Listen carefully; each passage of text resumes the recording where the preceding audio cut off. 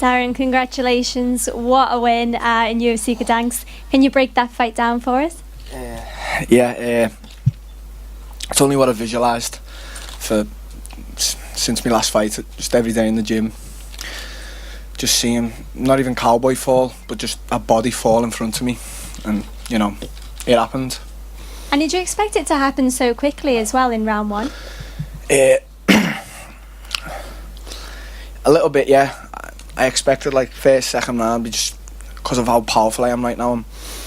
I'm just so powerful, and I knew as soon as he walked in the cage that I had his number. He didn't know how to take me. When the fight was booked and that, and a lot of people are saying they don't know me, and Cowboy's like he doesn't care, and I never ever took disrespect or anything like that. But when people actually see me in the flesh and they see how I carry myself around, they see that it's not fake. I'm not like a fake confidence. I'm just totally believing myself, and when he walked into that cage, you could just feel it, that air of confidence from me, and I already knew I had him as soon as he walked in. Oh, so there was a little bit of drama at the end. You called out Mike Perry. Why was it him in particular that you wanted to fight? Well, I didn't call him out. He said that Cowboy was going to beat me on Twitter, and I said that he wouldn't. And after I beat Cowboy, I was in my mind going to call Mike Perry out, but he got the fight booked with Santiago, who I wants to fight as well. So I don't really care about him now. The fight can happen if he beats Santiago, which I don't think he will do, and then we can get it on. But right now, he's got a fight book, so I don't really care. And if obviously that fight is next for you after that one with Santiago, can we expect to see UFC coming to Liverpool for a main event? It has to now, doesn't it? They've never been. They had the opportunity to, go. When my team Cowboy, was flying the radar for Europe years ago, Terry Etten, Paul Kelly, Paul Sass, all them guys, and they nearly came, and now I'm one of the few guys in Liverpool and Britain, flying the flag, and they've never been to Liverpool, and you've just seen how many guys from Liverpool were there. So can you imagine if they go to my hometown? So yeah, it definitely needs to happen now. Darren, up here, congratulations on the win. We've seen Michael Bisping's gone on and won a world championship. When we spoke to you for the very first time over in Dublin, you told us you were going to be the next British UFC world champion. You're one step towards that. How much is someone like Michael Bisping an inspiration to you as you go on your journey towards the top of the sport? Well, I said I was going to be the first, and he beat me to it, so that's a sore thing, Michael, come on. But no one inspires me. No one's my hero. I don't look up to anyone. I inspire myself, and it might sound like arrogant or something, but I just don't look up to anyone. I never have, and I never will. If there's one guy I could say, it's probably my teammate Terry Etten. I've looked up to him ever since I was a kid, ever since I seen him train him. But I just respect Michael. What he's done, what he's doing, how tough he is. Everything he's done in the sport, is.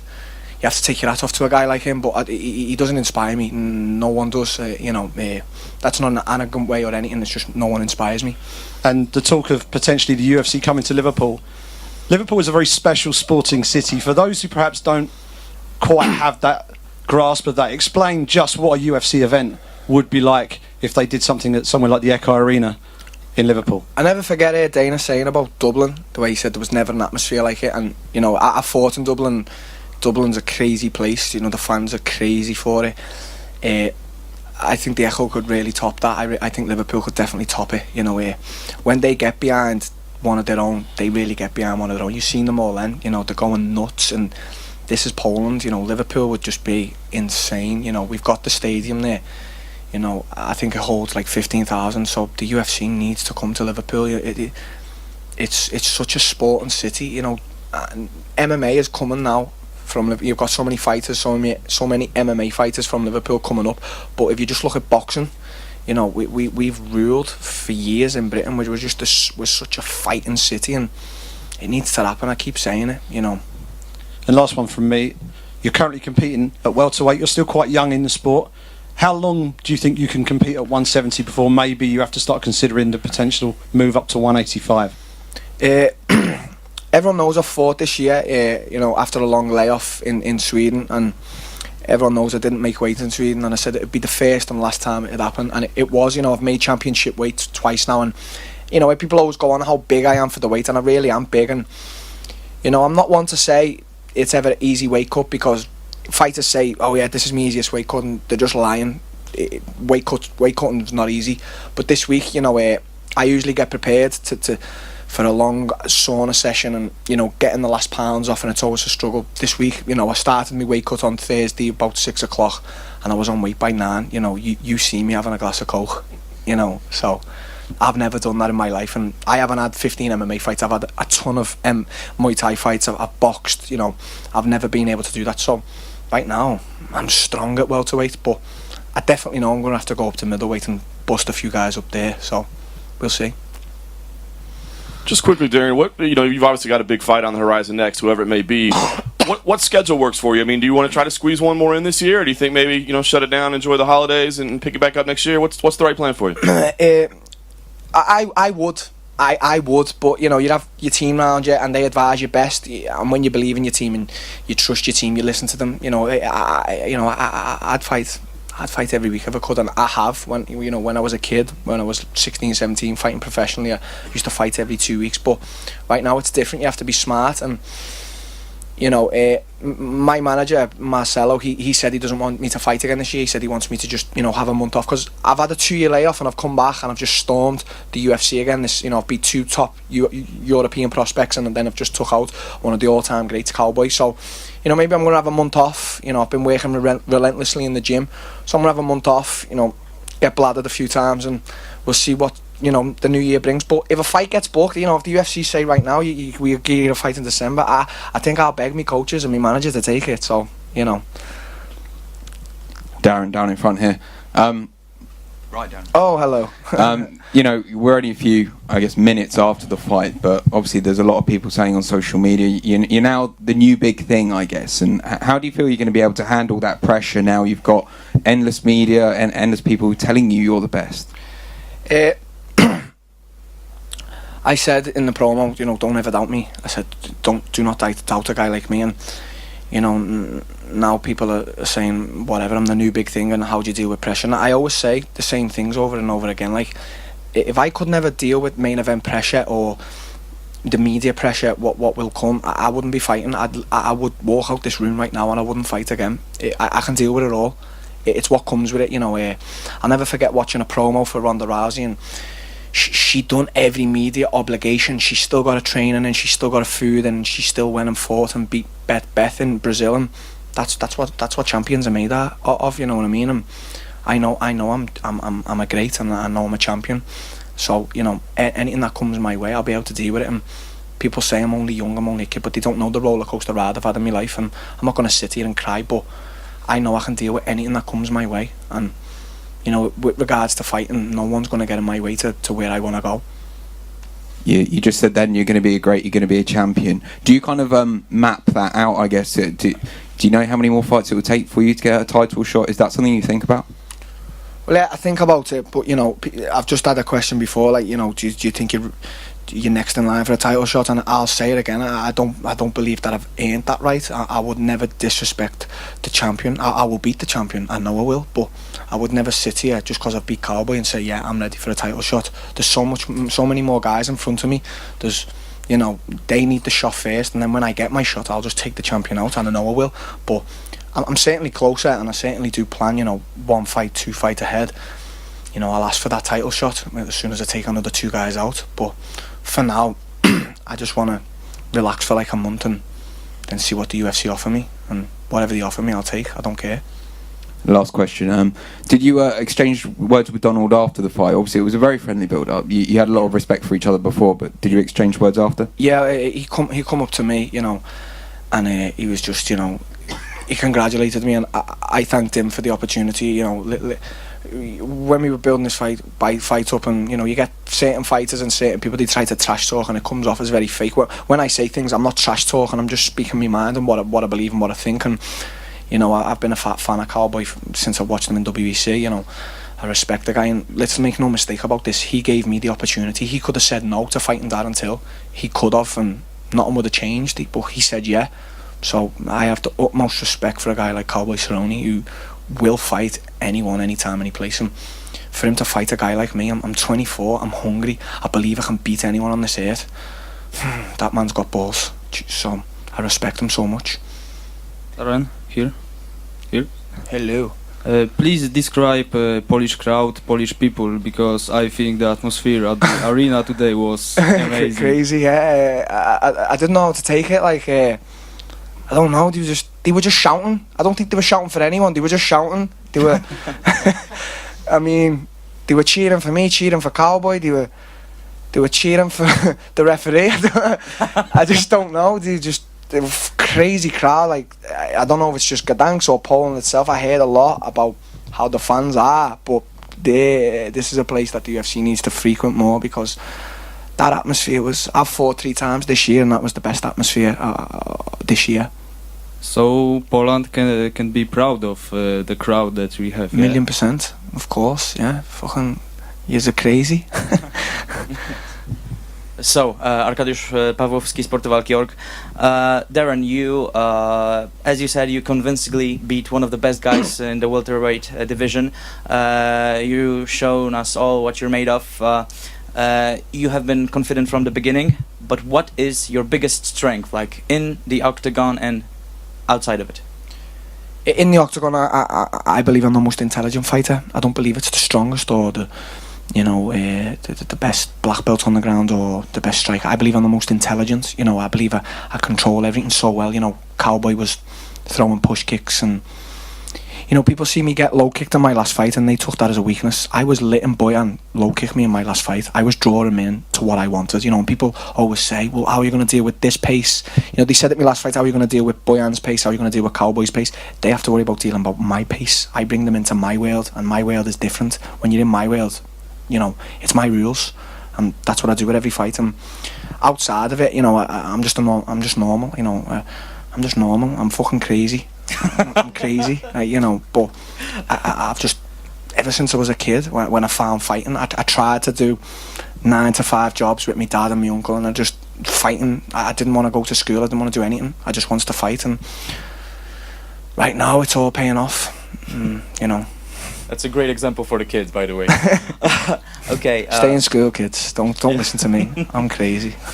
Yeah, and about Thursday, when you had the face-off with Cowboy, he was. We didn't know what he was talking about, but he was telling you something during the face-off, and he told me that he was telling you to lighten up, kid. Yeah, lighten up. Don't be so tense. He was giving me pointers. He was telling me how main events work.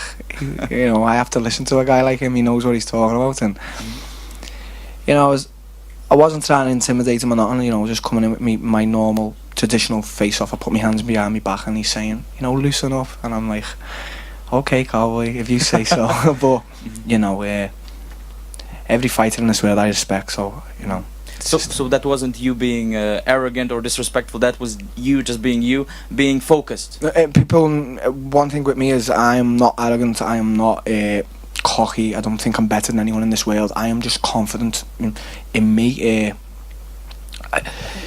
Yous all aren't going to believe in me if I don't. No one, my mum, my coach, I need to believe in myself, so I do 100%, and I don't really give a fuck what anyone thinks, if they think I'm being arrogant or what. It's definitely not arrogance, it's just my confidence.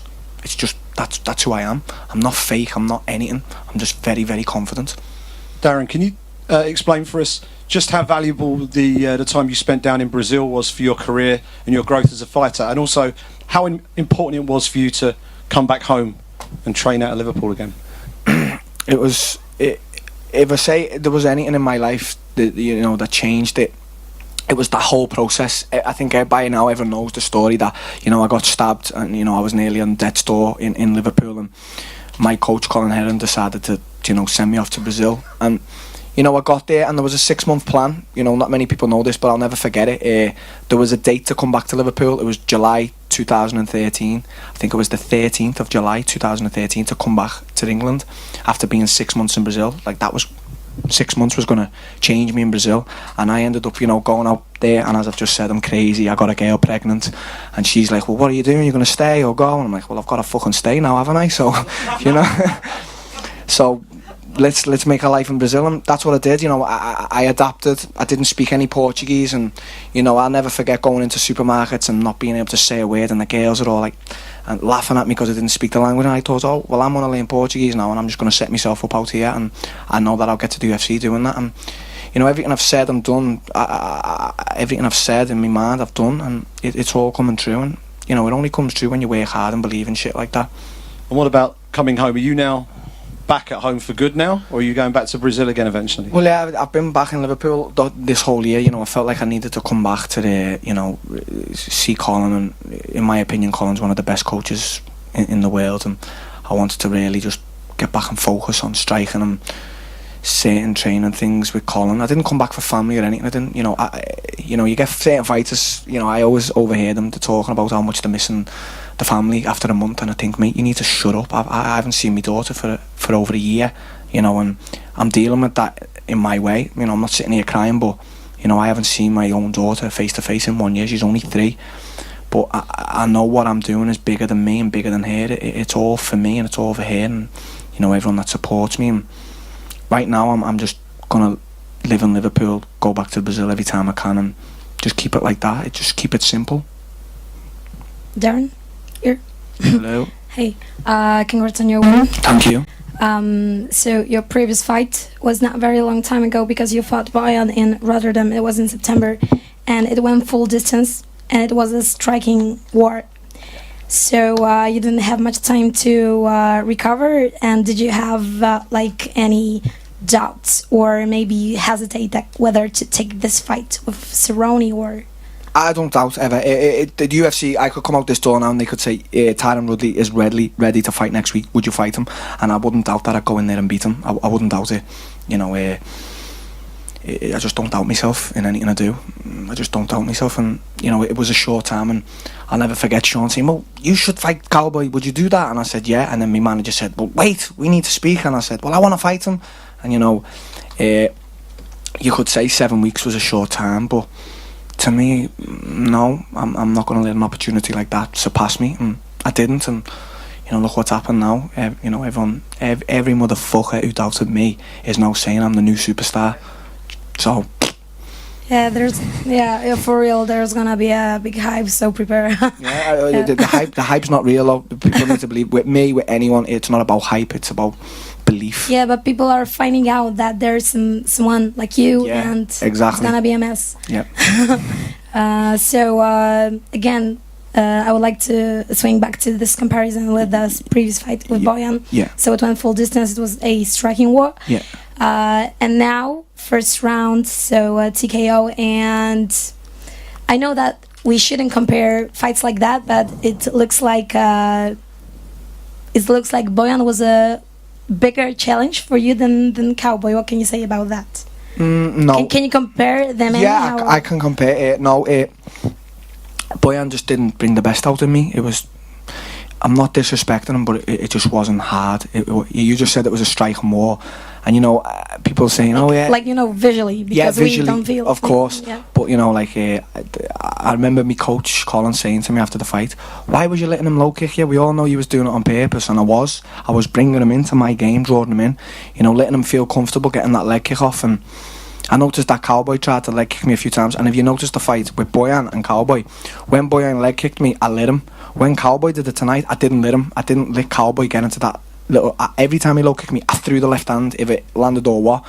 But no, Bojan wasn't a stronger competitor. I don't believe he brought the best out in me, and that's no disrespect to him. But I was, you know, too relaxed, having too much fun. Tonight, I wasn't here for fun with Cowboy. Cowboy's Cowboy. Thank you.